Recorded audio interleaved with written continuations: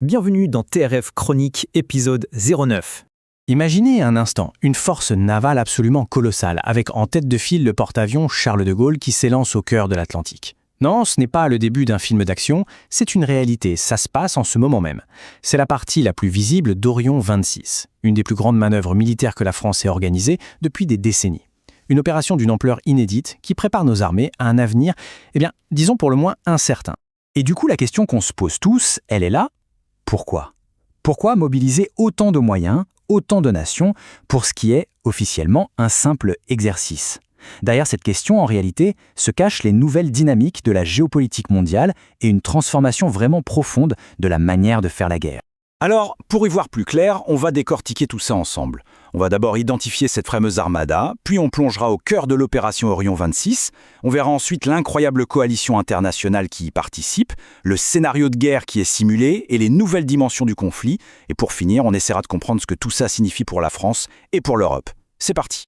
Donc, le nom de code de cette manœuvre gigantesque, c'est Orion 26. Et attention, il ne s'agit pas d'un simple entraînement de routine. C'est l'exercice le plus important mené par les armées françaises depuis des décennies. L'objectif ? Simuler un conflit dit de haute intensité. Là, il faut oublier les guerres asymétriques contre des petits groupes. On parle d'un affrontement total entre des États modernes, super équipés avec les dernières technologies militaires. Pour être plus précis, Orion 26, c'est un exercice interarmé. Ça veut dire qu'il implique l'armée de terre, la marine et l'armée de l'air et de l'espace, tout ensemble. Il est aussi international, avec des alliés venus du monde entier. Et le but, c'est de se préparer à une guerre qui ne se joue plus seulement sur terre ou en mer, mais partout, dans l'espace, le cyberespace, et même dans le champ de l'information, des fake news.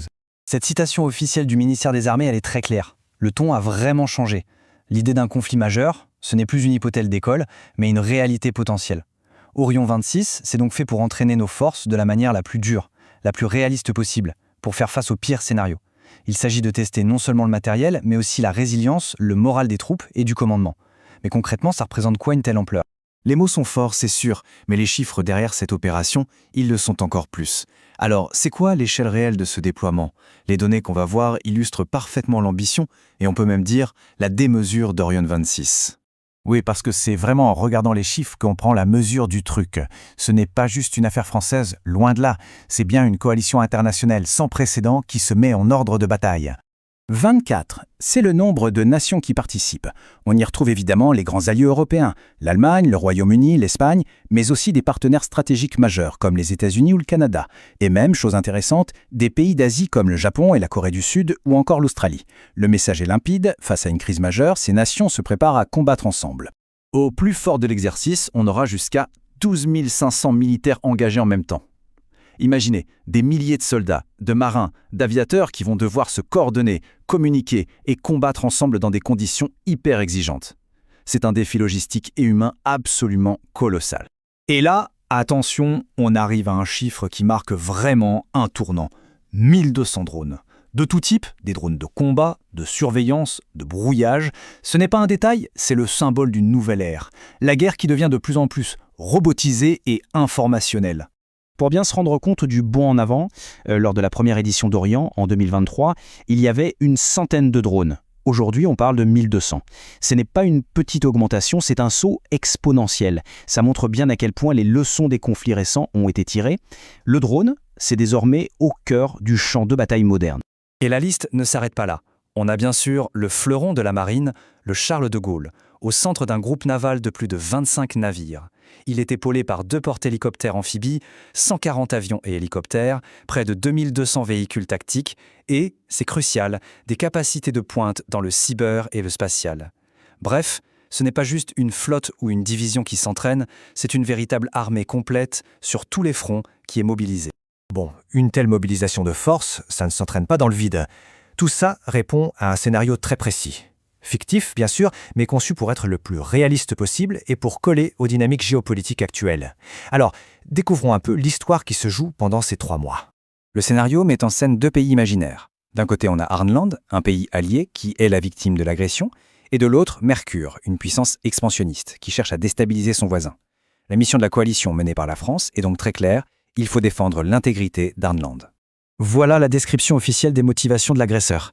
Maintenir son influence, empêcher un pays voisin de rejoindre l'Union européenne, ça vous rappelle quelque chose ? Ce scénario, même s'il est fictif, Il s'inspire directement d'un schéma élaboré par l'OTAN. En simulant ce type d'agression, il reflète très directement les tensions qu'on observe aujourd'hui aux frontières de l'Europe.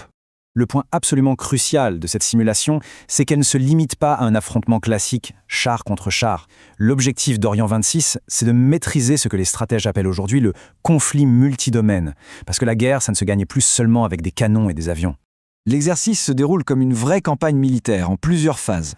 Tout commence en février, en Atlantique, avec l'objectif de conquérir la supériorité dans les airs et sur la mer. Ensuite, une phase super critique, un débarquement amphibie pour établir une tête de pont. En mars, les opérations au sol montent en puissance et la France passe le commandement à l'OTAN. C'est un test clé d'intégration. Et tout ça culmine en avril avec une contre-offensive majeure simulée dans le nord-est de la France. Et c'est là que la dimension multidomaine devient très concrète. En parallèle des combats physiques, la coalition doit faire face à des cyberattaques massives, à une guerre de l'information, à du brouillage électromagnétique, mais aussi à une lutte pour le contrôle de l'espace et contre des essaims de drones. Et il y a un aspect vraiment novateur. On teste la résilience nationale. 12 ministères sont impliqués pour simuler la réponse de l'État tout entier face à une crise majeure. Ok, on a vu l'ampleur, le scénario, les nouvelles dimensions de cet exercice, mais la question essentielle c'est pourquoi maintenant ? Quels sont les vrais enjeux stratégiques d'Orient 26 pour la France et pour l'Europe ? Pour la France, les objectifs sont très clairs. D'abord, il s'agit de démontrer sa capacité d'intervention rapide, de montrer qu'elle peut être une nation cadre, capable d'entrer la première sur une zone de crise. Ensuite, de prouver qu'elle peut prendre le commandement d'une coalition complexe.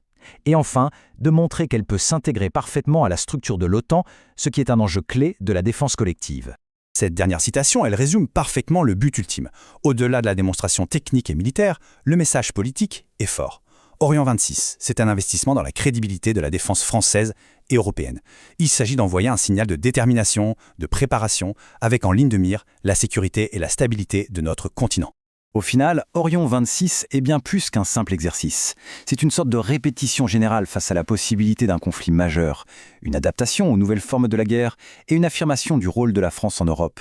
Mais ça nous laisse avec une question en suspens, une question qui dépasse le cadre purement militaire. Face à la montée des tensions, est-ce qu'une telle démonstration de force, de préparation, sera suffisante pour dissuader les agressions et préserver le fragile équilibre européen ? La question reste ouverte. Bienvenue dans TRF Chronique,